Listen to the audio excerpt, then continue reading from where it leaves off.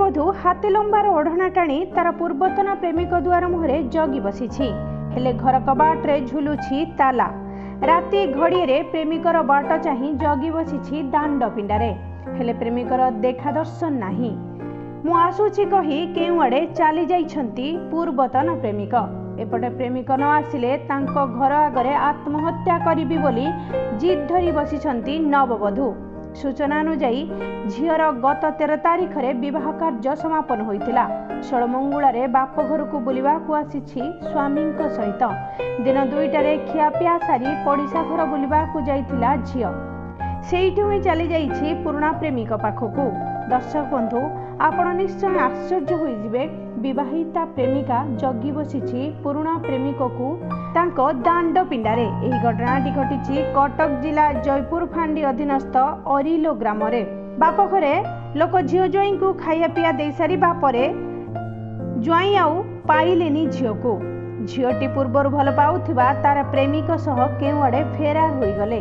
Base किछि समय खोजाखोजी चलिला। पूरा परिवार समस्ते खोजाखोजी परे पूरा गाँव रे खबर व्यापी गला। शेषर स्त्री को न पाई एका एका निराश होई फेरी गले ज्वाई। तेबे ता परर घटना जानिले दर्शक बंधु आपण भी होई जिबे चकित। निज प्रेमिक सहित पळै जाइथिबा नवबधूटी किंतु धोखा खाईगला।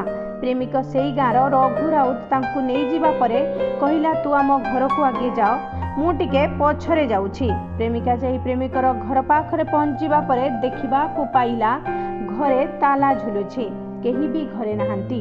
तेणु प्रेमिकर दुआरे बसी रहिला प्रेमिका। जना पड़िला जे प्रेमिकर परिवार लोके झियो को बहु परी स्वीकार करू नाहांती। तेणु घरे ताला पकाई केउ आड़े फेरार होई जाइछंती। न्याय पाई प्रेमिकर घर आगरे बसी रहिछंती प्रेमर प्रतारणा पाइथिबा झियो एवं तांको माँ।